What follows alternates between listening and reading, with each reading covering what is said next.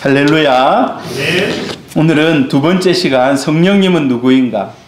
우리가 신앙의 기초에 대해서 살펴보고 있습니다.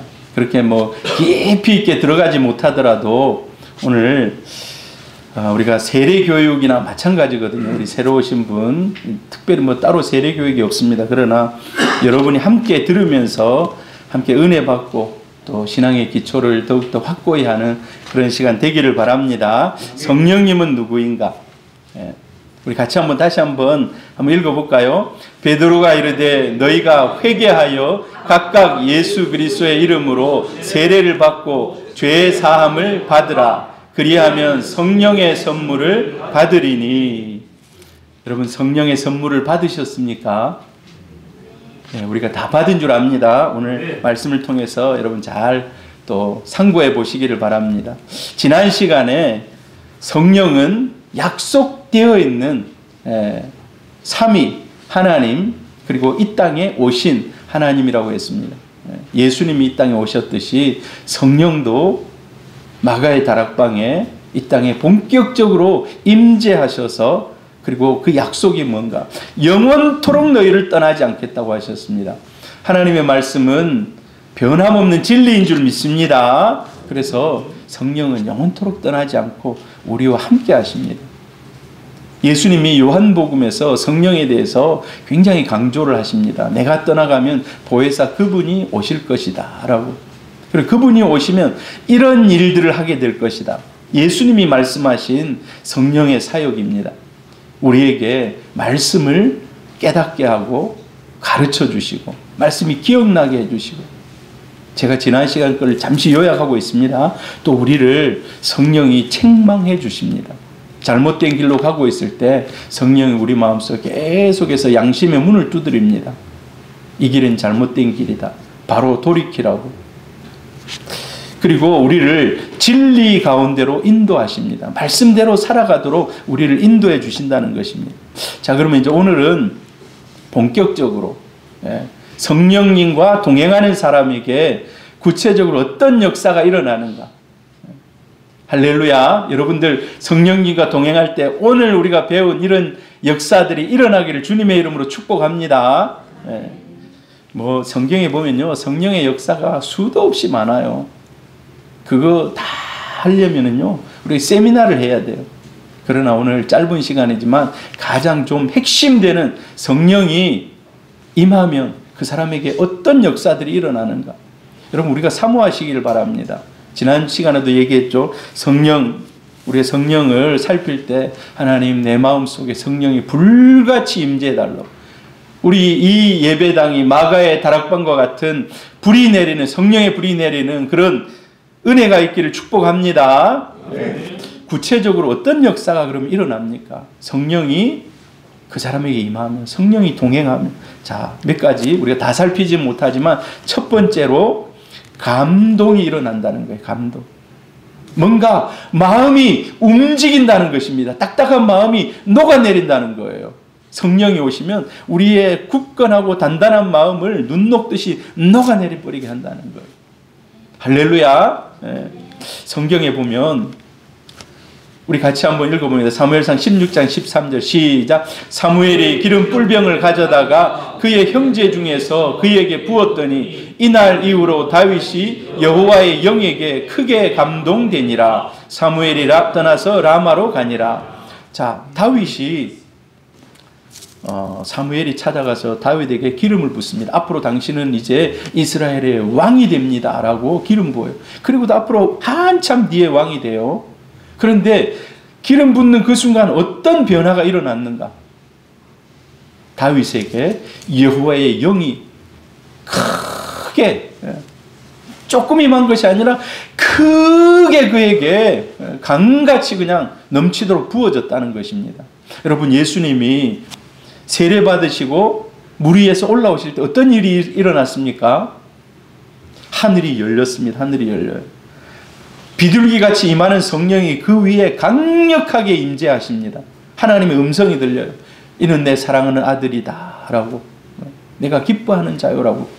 그런데 마치 그와 비슷한 역사가 다윗에게 일어납니다. 기름 뿔병을 사무엘이 탁 부을 때 다윗이 그냥 엄청난 성령의 영으로 충만한 그런 역사, 감동의 역사가 일어납니다. 그래서 다윗이 될 수 있었던 것, 다른 이유가 아닙니다.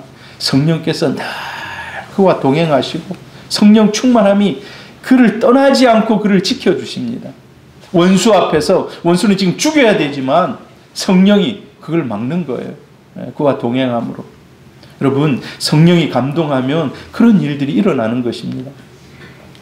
예레미야가 성경에 예언을 합니다. 70년이 지나면, 포로로 잡혀간 지 70년이 지나면 다시 돌아오겠다. 포로 기한이 일어나겠다. 야, 이거는요, 여러분, 진짜 꿈 같은 얘기예요. 70년 만에 돌아온다는 거. 다니엘이 1차 포로 때 잡혀갔는데, 다니엘이 탁 생각해 보니까, 야, 이제 70년이 다가오는데, 이 어떤 일이 일어나지? 70년, 예레미야가 하나님의 말씀으로 선포한 70년, 이 70년 끝나면 과연 돌아올까? 여러분, 하나님의 말씀은 1.1획도 변함이 없는 줄 믿습니다. 자, 포로가 돌아오는 일이 일어납니다. 자, 우리 에스라 1장 1절 2절 같이 한번 읽어봅니다. 시작. 바사왕 고레스 원년에 여호와께서 예레미야의 입을 통하여 하신 말씀을 이루게 하시려고 바사왕 고레스의 마음을 감동시키시매 그가 온 나라에 공포도 하고 조서도 내려 이르되 바사왕 고레스는 말하노니 하늘의 하나님 여호와께서 세상 모든 나라를 내게 주셨고 나에게 명령하사 유다 예루살렘에 성전을 건축하라 하셨나니. 여러분, 지금 정복하고 있는 나라, 페르시아 왕, 바사 왕 고레스가 이제 왕이 되었어요. 근데 왕이 되어서 제일 먼저 한 거, 이거는 너무나 터무니없는 일인 거예요. 왕이 되어가지고 딱 올라와가지고, 야, 이스라엘 백성들 다 방면할 테니까 너희 나라로 돌아갈 사람 다 돌아가라. 가서 자유롭게 살아라. 여러분, 이거는요, 있을 수 없는 일입니다. 사실. 노예는 그 나라의 근본적인, 지금은 우리가 기계로 다 농작물이나 이런 뭘 만들고 하지만 옛날에 그런 세상이 아닙니다. 노예가 하는 거예요, 노예가.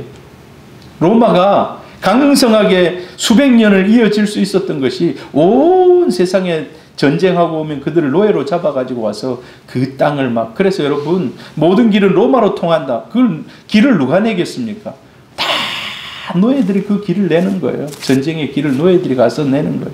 그런데 고레스의 마음이 갑자기 감동되는 겁니다. 이 감동을 누가 시켰습니까? 성령께서. 그냥 이거는요, 거절할 수 없는, 거부할 수 없는 감동이 그에게 밀려온 것입니다. 그래서 야, 이스라엘 백성들, 너희들 제사에 쓰는 모든 물건들 가지고 자, 너희 땅으로 돌아가서 성전을 건축해라. 아, 이거는 있을 수가 없는 그런 일입니다. 하나님은 마음을 감동시키십니다. 성령이 마음을 감동시키십니다. 여러분, 우리도요, 살아오면서 마음이 정말, 야, 내가 절대 이거 안 해야지 하는데, 하나님이 그냥 어떤 말씀이나 이런 거를 듣는 중에 그냥 마음이 확 녹아내리게 해서, 도저히 안 할 수 없는 마음의 이 변화들, 그런 것들을 우리에게 주십니다. 여러분, 한국에 참 귀한 믿음의 선배들이 많습니다. 최태섭 장로라고 굉장히 믿음을 가지고 살았던 그런 분입니다. 이분이 이제 일제 마지막 시대에 한국유리라는 그런 유리를 만드는 회사를 만들었어요. 그래서 이제 유리 만드는 회사를 만들어서 일을 하고, 공장이죠. 중국에 있었어요. 중국에서 공장에서 유리를 만들었고, 이 아직 청년이었어요. 청년. 돈을 많이 벌었어요. 근데 그때 어떤 일이 일어났는가? 갑자기 중국이 공산화돼 버렸어요. 모태통이 다 공산화를 시키면서 지금부터 이제 프롤레타리아 혁명이라고 그러죠. 지배 계급, 지금까지 부를 누려왔던 이런 사람들 공개적인 인민재판을 해서 그 사람들 다 죽였어요. 그런 피바람이 수백만 명이 죽었어요. 수백만 명. 그 어떻게 죽였는가? 북한도 그런 일이 있었죠. 다 죽창 가지고 찔러 죽였어요. 죽창 가지고. 다 공장의 사장들, 지방의 지주들, 이런 사람들 다 찔러 죽인 거예요. 근데 최태섭 회장도 그때 이제 사장이죠. 사장도 인민재판을 받았어요. 공장의 직원들이 다 모여가지고 다른 사람들, 마음에 안 드는 사람들 다, 간부들 다 죽창으로 찔러 죽이는 거예요. 자기 차례가 왔어요. 자기 차례. 인민재판. 자, 당신 앞으로 나오시오. 당신 앞으로 나왔는데 이제 막 인민재판을 막 얘기하는 거예요.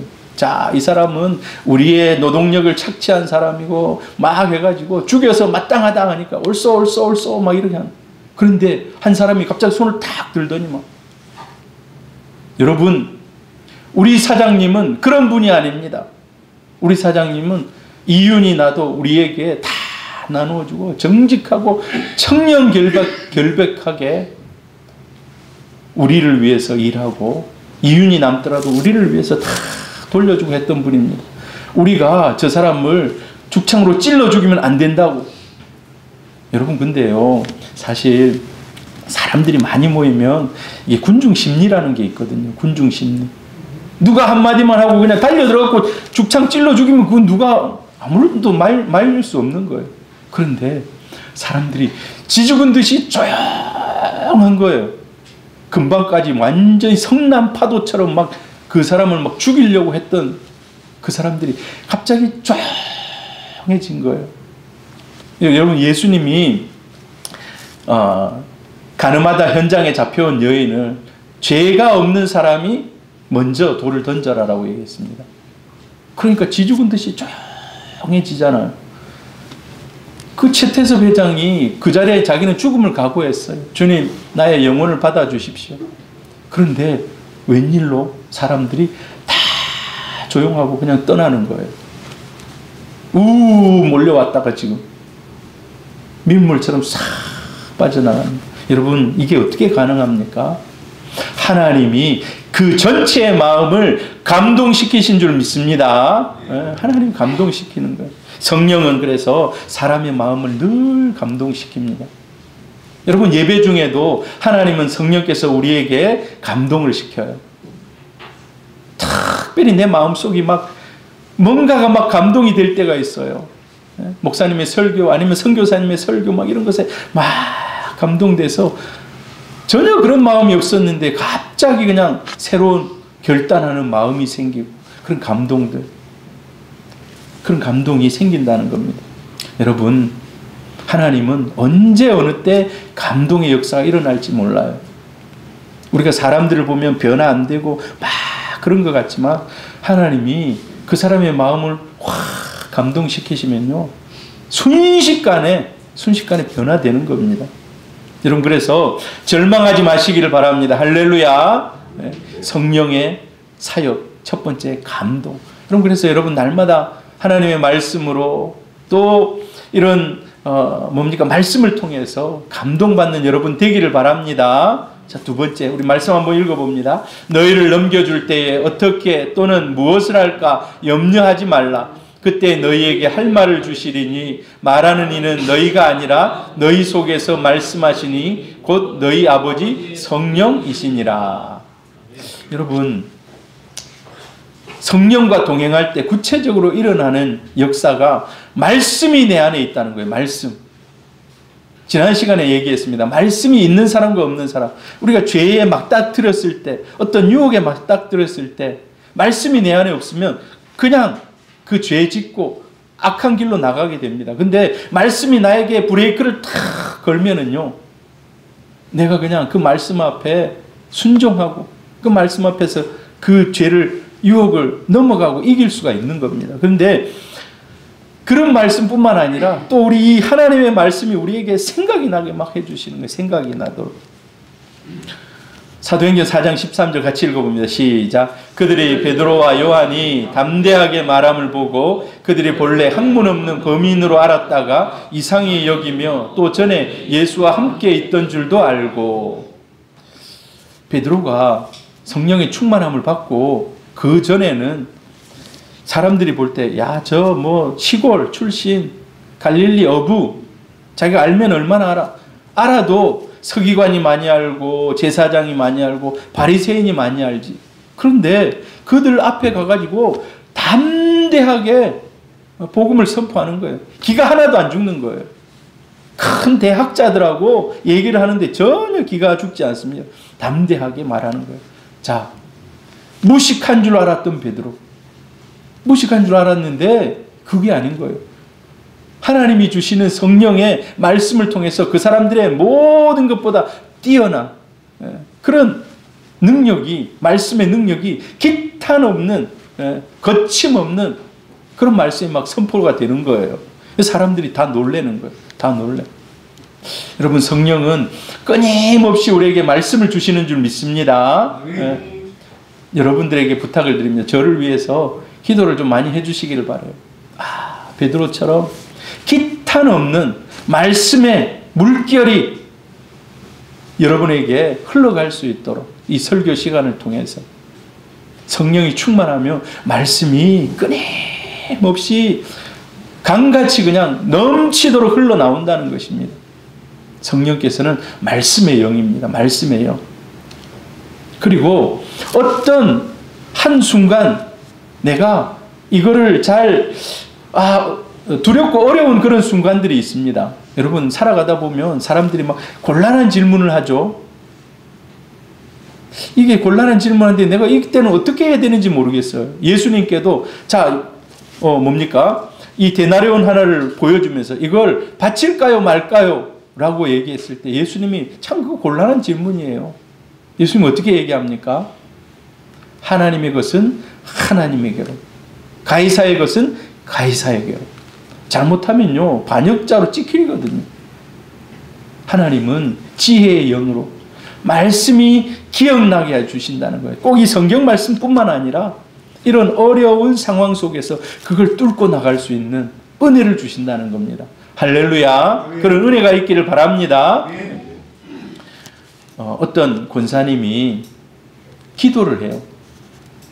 근데 이 권사님이 공부를 전혀 못한 그런 나이 많은 이제 지금부터 오래전에 권사님이 기도를 하는데 다른 사람 대표 기도가 아니라 자기가 기도하는데 보니까 늘 방언으로 열심히 기도를 하는 거예요.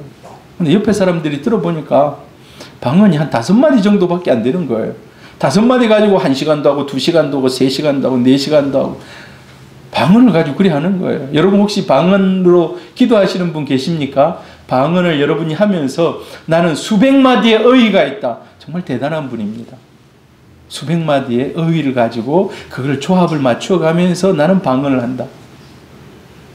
그런 분이 진짜 대단한 분입니다. 그런데 보통은 몇 마디 안 돼요. 방언이 그냥 몇 마디 안 돼요. 그래서 사람들이 물어보는 거예요. 권사님 이제 그런 방언 그만하세요. 그 한 서너 마디 가지고 1시간씩 막 하니까 우리 듣기도 싫고 그만하세요. 근데 그분이 저는 앉으면 자꾸 이런 기도가 나와서 제가 어쩔 수가 없습니다.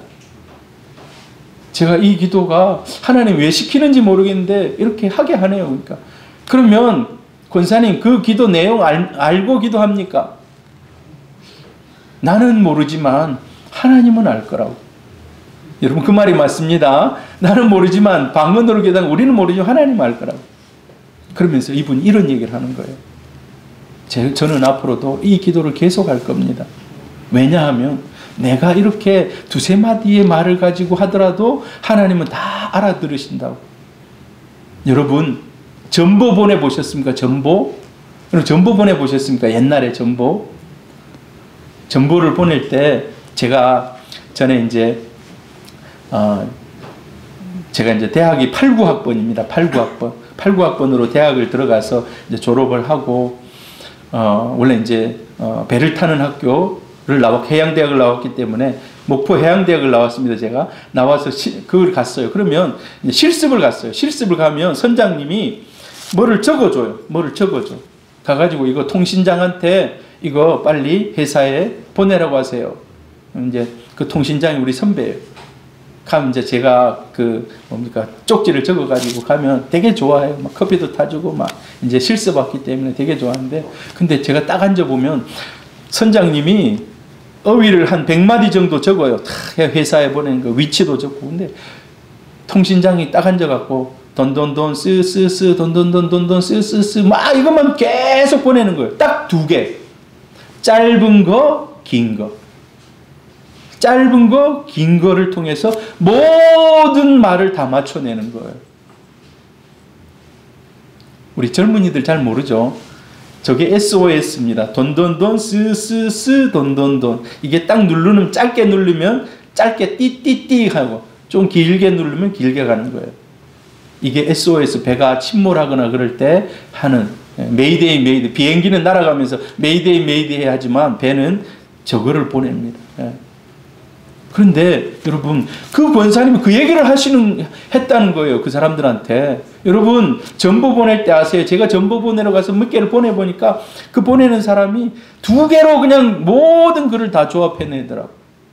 여러분 이게 이 무하게 이 공부를 안 하는 이 권사님이 생각해낼 수 있었겠습니까? 분명히 성령께서 가르쳐 주신 줄 믿습니다. 네, 성령께서 그때에 맞게 말씀을 주시는 거예요. 할렐루야. 자, 그리고 세 번째로 성령이 또 어떤 역할을 합니까? 사도행전 9장 31절 같이 읽어봅니다. 시작. 그리하여 온 유대와 갈릴리와 사마리아 교회가 평안하여 든든히 서가고 주를 경외함과 성령의 위로로 진행하여 수가 더 많아지니라. 여기 보니까 성령이 또 위로. 구체적으로 어떤 역사로 나타납니까? 위로로 나타난다는 거예요. 위로. 여러분 위로가 뭡니까? 사람이 힘들고 어려울 때 가가지고 안아주거나 손을 잡아주거나 뭐 하는 이런 거를 우리가 위로를 하잖아요. 근데 성령이 그런 역할을 한다는 거예요. 성령이 그런 역할. 위로. 여러분 우리 성도들 사이에 위로받을 사람이 있다면 여러분 진심으로 그 사람에게 손도 좀 잡아주시고 밥도 좀 사주시고 혹시 필요한 것이 뭐가 있냐고 물어봐 주시기도 하시고 이게 진짜 위로예요. 진짜 위로. 근데 우리는 위로를 어떻게 합니까? 말로 끝냅니다. 보통. 말로 끝내요. 저도 말로 끝낼 때가 많아요. 예. 그래서 뒤돌아보면 아 그때 그게 빈말이었구나. 위로한다 했지만 나중에 말로 끝나고 빈말이었다는 거예요. 그런데 성령은 오늘 위로의 영이라고 얘기해 주시면서 성령의 위로는 어떤 것입니까? 자신이 가진 것으로 채워준다는 것입니다. 성령의 위로는요, 그냥 말로 끝나는 것이 아니라 결과가 있다는 거예요. 결과가. 선한 결과가 있다는 거예요. 방금 전에 우리 읽었던 성경 구절 다시 한번 여러분 위로의 의미를 가지고 다시 한번 읽어봅시다. 시작. 그리하여 온 유대와 갈릴리와 사마리아 교회가 평안하여 든든히 서가고 주를 경외함과 성령의 위로로 진행하여 수가 더 많아지니라. 성령이 위로했다는 거예요. 스데반이 죽고 교회가 흩어지고 이 뭡니까 예루살렘 교회가 큰 핍박을 당했는데 성령이 그걸 위로해 주시는데 말뿐이 아니었다는 거예요. 성령의 위로의 결과가 나타난다는 거예요.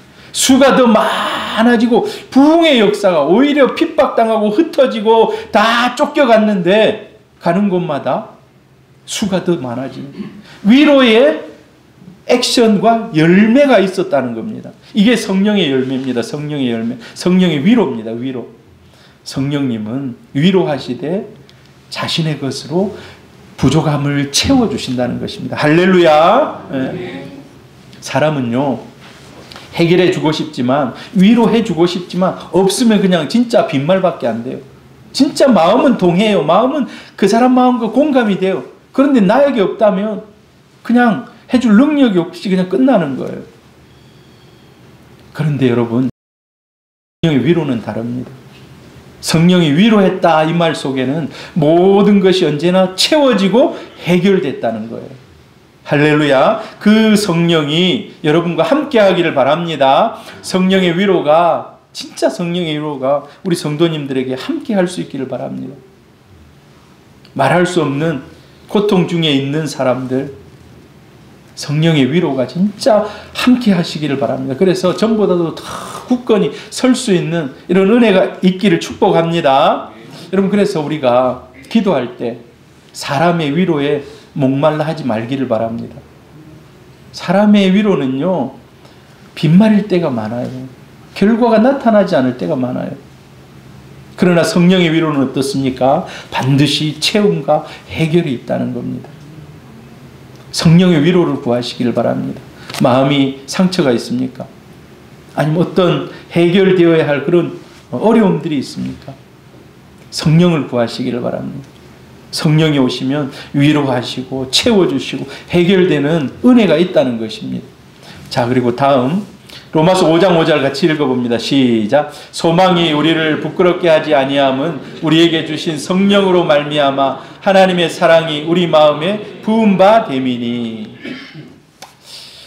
성령이 동행하는 사람에게는 구체적으로 어떤 역사가 일어나는가? 사랑이 충만해진다는 거예요. 사랑이 충만해진다는 말입니다. 뭐가 충만해진다고요? 사랑이 충만해진다는 거예요. 사랑. 여러분, 인간은 지극히 개인적입니다. 개인주의적입니다. 내 것을 주기 싫어합니다. 인간의 본능은 빼앗고 더 가지고 더 큰 것을 가지고 싶어 합니다. 여러분, 작은 차 샀는데 처음엔 만족해요. 1, 2년 지나면 어떻습니까? 다른 사람 눈을 돌려서 더 큰 거 갖고 싶어 하고 더 좋은 거 갖고 싶어. 그게 사람의 근본 본성이에요. 그런데 성령이 임하면 어떻게 될까요? 성령이 임하면 있는 것까지도 주고자 하는 거예요. 있는 것까지도 주고자 해요. 여러분, 혹시 양화진 선교사 묘지에 가보셨습니까? 양화진 선교사 묘지. 지금으로부터 한 140년 전에 선교사님들이 이 땅에 들어오기 시작했습니다. 이 땅에 들어왔어요. 그래서 이 땅에 자기 나라에 안 가고 우리나라에서 막 거의 다 죽었어요. 근데 사실 그때 선교사님들이 이 땅에 와가지고 진짜 지금 우리나라가 사는 이런 세상이 아니에요. 선교사님들이 3가지 고난을 당했답니다. 3가지 고난. 어떤 고난인지 아십니까? 3가지 고난. 첫 번째, 방이 너무 작아가지고 발을 뻗고 잘 수가 없었답니다. 우리나라 사람이 그때 키가 엄청 작았대요. 그때 문헌에 보면 사람들이 이제 못 먹고 그래서 그랬겠죠. 키가 작아가지고 이 사람들이 180 이상 되는 사람들이 발을 뻗고 베개에 앉고 잘 수가 없는 거예요. 그래서 그게 너무 고통스러웠다는 거예요. 발을 편안히 뻗고 잘 수 없었던 게. 그래서 사람들이 이제 자기들이 이제 와서 집을 지으면 이제 좀 더 큼지막하게 짓는 거예요. 그걸 짓기 전까지는 잠자는 게 너무 불편했다는 거예요. 두 번째 힘든 게 뭐냐 하니까 화장실이 불편했다는 거예요. 딱 가보니까 너무 가는 곳마다 구더기가 있던 거예요. 수세식 옛날에 그 뭡니까 막 그게 너무 힘들었다는 거예요. 세 번째로 먹는 음식이 된장 냄새, 마늘 냄새만 맡아도 막 토할 것 같아요. 그게 이제 오랜 시간이 지나면 그런 걸 좋아하지만 처음에 와서는 너무 역겨워서 그게 적응이 안 됐다는 거예요. 140년 전에 우리 이 땅에 들어올 때 사실 대한민국은 세계 최빈국 중에 하나였습니다. 오히려 아프리카, 지금 우리가 아프리카 생각하면 어떻습니까? 그 사람들이 아프리카는 지금은 미개하다 이렇게 생각하지만 아프리카는 이미 200년, 300년 개척을 해놓은 곳이에요. 그곳에 더 가기 쉬운 때였어요. 우리나라 오는 것보다. 지금 생각으로 하면 안 돼요. 근데 이 땅에 와가지고 이 사람들이 자기의 모든 것을 다 쏟아내며 죽어가기까지 이 땅을 사랑한 겁니다. 어떻게 그럴 수 있습니까? 성령이 그들의 마음속에 사랑을 부어주신 것입니다. 사랑을 부어주셨어요. 아무리 강팍한 사람이라도 성령이 그 사람에게 임하면 사랑의 사람이 됩니다. 사랑의 사람. 여러분, 사랑의 원자탄이라고 우리 들어보지 않습니까? 손양호 목사님 같은 분들. 얼마나 성령이 충만했으면, 성령이 임재했으면. 여러분, 사랑을 하게 되면 나눔도 이제 가능해집니다. 자기 것을 나눌 수 있게 돼요. 자기 것을 나눌 수 있게. 성령이 그걸 가능하게 만들어 주신다는 것입니다. 여러분, 오늘도 저희 장모님이 병원에 계시다가 이렇게 나왔어요. 가끔 저에게 전화 옵니다. 정서방 뭐 하나 빨리 나 데리러 안 오고. 제가 그러면 얼마나 당황스러운지 모르겠어요. 병원에 지금 입원해 계신 분이, 요양병원에 계신 분이 빨리 자기 데리고 가래요. 그러면 제가 어머니 병원에 허락 맡았습니까? 제가 진짜 당황스러워요. 갑자기 막 집에 데려다 주라 하면 가끔 그래요, 어머니가. 그런데 참 집에서 모시고 하는 분들 너무 그냥 대단해요. 대단해. 여러분이 만약에 그런 상황 속에 있다면 반드시 성령을 구하시기를 바랍니다. 성령이 아니고는 사랑할 수가 없어요. 사랑이 안 돼요. 성령이 충만해야 우리가 사랑으로 베풀 수도 있고 헌신할 수도 있고, 사랑하지 못함으로 괴로워한다면 성령의 도우심을 구하기를 바랍니다. 그럼 미워하는 사람 있습니까? 미워하는 사람 생길 수 있죠. 인생을 살아오다 보면 나를 싫어하고 해코지하고 나를 상해를 주고 손해를 끼치면 미워할 수 있죠. 그런데 미워하면요, 자기 심령이 상합니다. 자기 심령. 그걸 이길 수 있는 게 뭡니까? 성령의 도우심을 구하시기를 바랍니다. 성령의 도우심. 그리고 성령의 사역 가운데, 자, 우리 한번 로마서 15장 16절 읽어봅니다. 시작. 이 은혜는 곧 나로 이방인을 위하여 그리스도 예수의 일꾼이 되어 하나님의 복음의 제사장 직분을 하게 하사 이방인의 제물로 드리는 것이 성령 안에서 거룩하게 되어 받으실 만하게 하려 하심이라. 여러분, 성령이 임하면 거룩해진다는 거예요. 구별된다는 거예요. 이거에 대해서는 뭐 우리가 너무나 그렇겠지. 성령은 하나님의 영이니까 우리 안에 오시면 우리가 거룩해지겠지. 지난 시간에 성령이 우리에게 오셔서 하는 주요한 역할이 책망하신다고 그랬어요. 책망할 뿐만 아니라 그것을 변화시켜서 진리 안에서 걸어가게 하신다고 했습니다. 여러분, 지난 시간에도 제가 얘기했습니다. 예배 시간에 와서 너무 위로만 받고 좋은 마음만 듣고 갔다라고 하면 안 돼요. 성령이 역사하시면 반드시 성령은 책망하십니다. 너 그렇게 살아서는 안 돼. 이거 회개해야 돼. 이거 돌이켜야 돼. 이거는 지금 잘못됐어 하고 성령이 오시면 우리 잘못된 것을 하나하나 밝은 빛 가운데 나타내 주십니다. 여러분, 밤에는요, 어두컴컴하고 햇빛이 없으니까 뭐가 뭔지 잘 몰라요. 길 가다가도 웅덩이가 있는지 물이 있는지 잘 몰라요. 근데 해가 딱 떠오르면 어떻게 됩니까? 하나하나 낱낱이 다 드러납니다. 하나하나 낱낱이. 성령이 그래요. 성령의 빛이 우리 안에 비쳐서 우리 안에 들어오면 우리 안에 있는 굴곡진 부분들, 우리 안에 잘못된 것들, 우리 안에 연약함과 악한 부분들, 이런 것들이 빛으로 비춰져서 나타나게 된다는 거예요. 옛날에는 내가 그게 죄가 아닌지 알았지만 성령이 빛으로 탁 비춰주니까 이제 양심의 가책이 생기는 거예요. 양심이 두드리는 거예요. 이게 잘못됐다. 지난번까지는 이게 허용됐을지라도 지금부터는 안 돼 하고. 여러분, 그래서 예배 때 여러분 너무 좋은 말만 듣고 왔다 그러면 안 돼요. 성령께서 나에게 이러한 부분에 도전을 주시고 나에게 거룩한 갈등이 일어났다. 이 말이 맞아요. 거룩한 갈등. 성령에 의해서 끊임없이 거룩한 삶의 갈등에 대한 도전을 받게 됩니다. 여러분, 이런 은혜가 있기를 바랍니다. 할렐루야.